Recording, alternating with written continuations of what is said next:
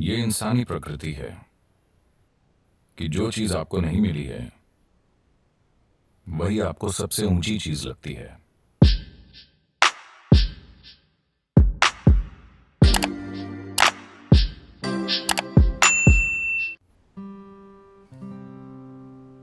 जो आपके पास नहीं होता उस पल वही सबसे बड़ा लगता है।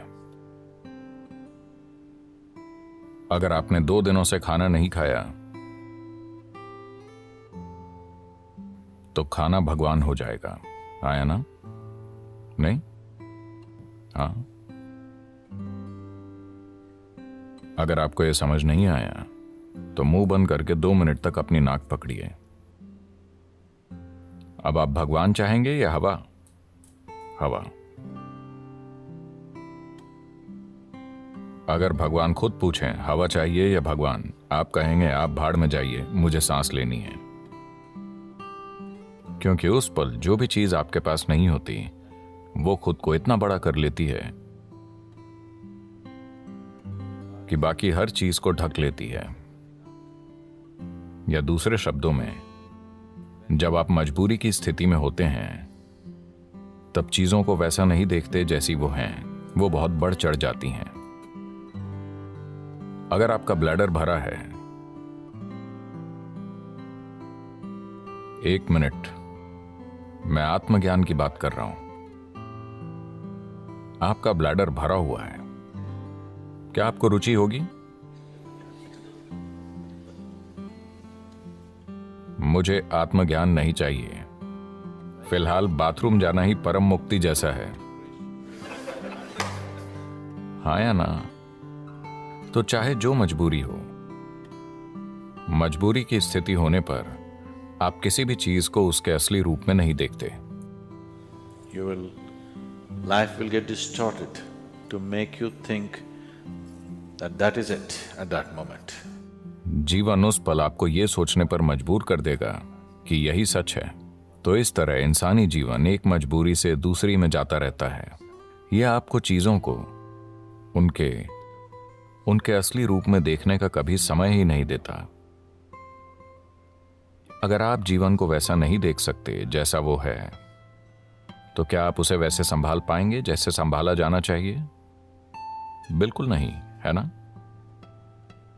अगर आप चीजों को उनके असली रूप में नहीं देखते तो आप उन्हें वैसे नहीं संभाल पाएंगे जैसे संभाला जाना चाहिए। इसी कारण लोगों के जीवन और समाज कई तरह से भद्दे हो गए हैं। जब मैं भद्दा कहता हूं तो मेरा मतलब है सामान्य।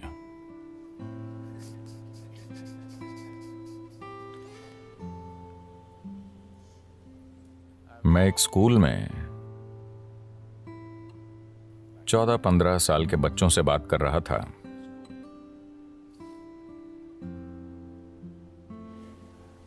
And वो लगभग 11-12 लड़के लड़कियां थे। मैं उनसे पूछ रहा था कि वो आगे क्या करेंगे, because they were in the 10th standard or something. क्योंकि वो शायद 10वीं क्लास में थे। वो सिर्फ नौकरी ढूंढकर पैसा कमाने की बात कर रहे थे। मुझे विश्वास ही नहीं हुआ, क्योंकि जीवन भर मैंने कभी पैसे कमाने की नहीं सोची। मेरे पिता अपना सिर पीटते थे, इस लड़के के दिल में डर ही नहीं है, इसका क्या होगा, इसका क्या होगा। मैंने कहा डर नहीं होना समस्या है? मुझे लगा डरना समस्या है। मैंने कभी नहीं सोचा कि डर ना होना समस्या है।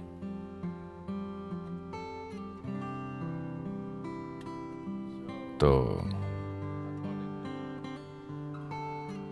परमात्मा का हुक्म था कि मैं एक डॉक्टर बनूं, क्योंकि मेरे पिता डॉक्टर थे। 10 साल की उम्र में मैंने उनसे कहा, नहीं, ये तो मैं बिल्कुल नहीं बनूंगा, मैं डॉक्टर नहीं बनूंगा। पर रोज कोई ना कोई मुझसे कहता, तुम्हें सिर्फ एक डॉक्टर ही बनना चाहिए, आप भारतीय परिवारों को जानते हैं, डॉक्टर बनना ही पड़ता है। आजकल सॉफ्टवेयर सीखना पड़ता है। मैं 8 दिन शिकागो में था। 2 दिन पहले ही मैं भारत आया। तो 8 दिन पहले मैं शिकागो में था और वहां एक भारतीय व्यक्ति से मैंने पूछा, आप क्या करते हैं? और क्या सदगुरु, यानी वो एक सॉफ्टवेयर इंजीनियर है।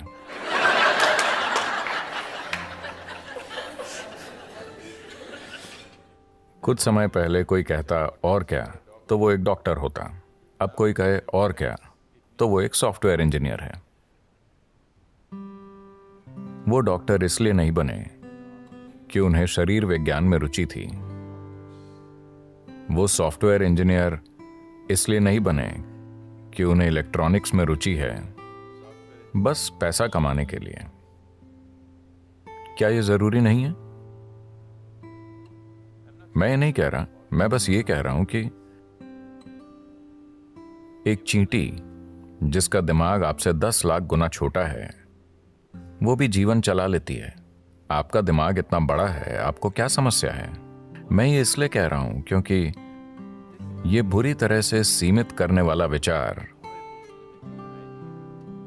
युवाओं पर थोपा जा रहा है कि आपको पैसे कमाने होंगे, कि यही सबसे बड़ी चीज है। इतना बड़ा दिमाग होते हुए पैसा कमाना क्या वाकई कोई समस्या है? मैं जानता हूं कि सभी को यही मानने के लिए तैयार किया गया है, पर ऐसा नहीं है। मैं बता रहा हूं, ऐसा नहीं है। मानव चेतना के लिए पैसे कमाना एक मामूली चीज है, पर दुर्भाग्य से पूरी मानवता अपनी पूरी ऊर्जा और बुद्धि बस पैसा कमाने में लगा रही है। अगर दुनिया में ये नहीं बदलता, मैं ये नहीं कह रहा कि पैसे नहीं कमाने चाहिए, मैं बस ये कह रहा हूं कि इसे पूरी इंसानी चेतना पर हावी नहीं होना चाहिए।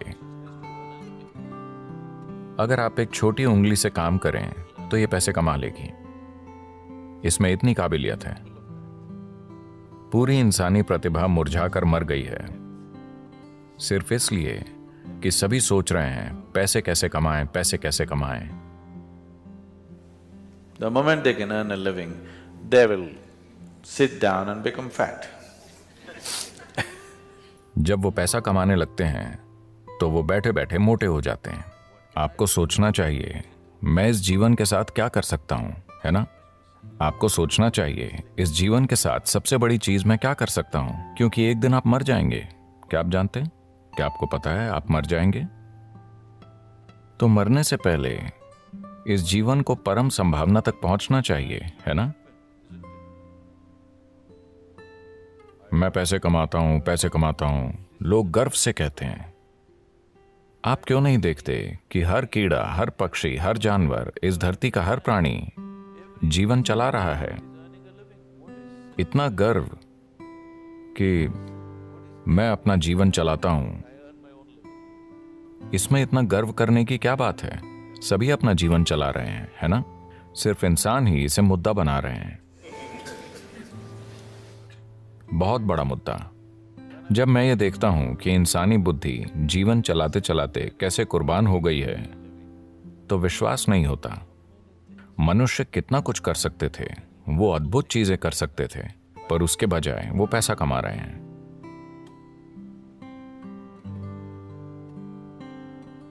तो ये बहुत जरूरी है। मैं सोच रहा हूं कि हम एक लहर शुरू करें, खास तौर से स्कूलों और कॉलेजों में, कि पैसे कमाना एक छोटी सी चीज है। यह जीवन का प्रमुख उद्देश्य नहीं है। एक छोटी उंगली से आप पैसे कमा सकते हैं। इस बड़े दिमाग के साथ जब चींटियां जीवन चला सकती हैं, तो इस दिमाग को पैसे कमाने के लिए संघर्ष करना चाहिए।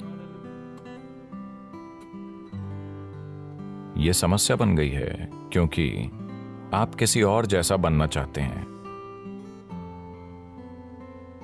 है ना? आप किसी दूसरे जैसा बनना चाहते हैं। आप गुलाम बन जाते हैं और इस चक्कर में पड़ने के बाद और कुछ नहीं हो पाता। आप हमेशा के लिए इसी में फंस जाते हैं। अब जिस संभावना को हम योग कहते हैं, वो शरीर को मरोड़ने, फिट होने या स्वस्थ होने के बारे में नहीं है। अगर आप प्रकृति के साथ तालमेल में हैं, तो प्रकृति ये सब कुछ कर देगी। ये अपने सिस्टम की ज्यामिति के माध्यम से ब्रह्मांड की ज्यामिति समझने के बारे में है। मैं इसे ज्यामिति कह रहा हूं क्योंकि ब्रह्मांड एक ज्यामिति है ना? पृथ्वी सूरज के चारों ओर घूम रही है। यह क्या है? डीजल की शक्ति? क्या एक डीजल इंजन इसे धक्का दे रहा है? अगर ऐसा होता तो इंजन की आवाज से हम मर जाते। ज्यामिति इतनी अच्छी है कि धरती बस घूमती ही चली जा रही है ना? आपने लगातार चलने वाली मशीनें देखी हैं? क्या छोटी मशीनें? अगर आप बस ऐसे करें तो वो सालों तक चलती रहेंगी। तो ये बस यही है, ज्यामिति की सटीकता इसे लगातार चलाती रहती है। पूरे ब्रह्मांड में ज्यामिति सटीकता है, तभी ये अपनी जगह पर टिका है, वरना नहीं टिकता। अगर आप अपने शरीर को एक खास तरह से संभालना सीखें, अगर आपके शरीर की ज्यामिति बाकी सृष्टि की ज्यामिति के साथ तालमेल में है, तो अचानक एक तालमेल होगा जिसके द्वारा आप पूरा ब्रह्मांड इसमें उतार पाएंगे। ये कोई छोटी चीज नहीं है। अगर आप बस ऐसे जिएं तो आप हड्डी और मांस का एक टुकड़ा हैं। अगर आप इसे सही कर लें तो अचानक ये कुछ और बन जाता है।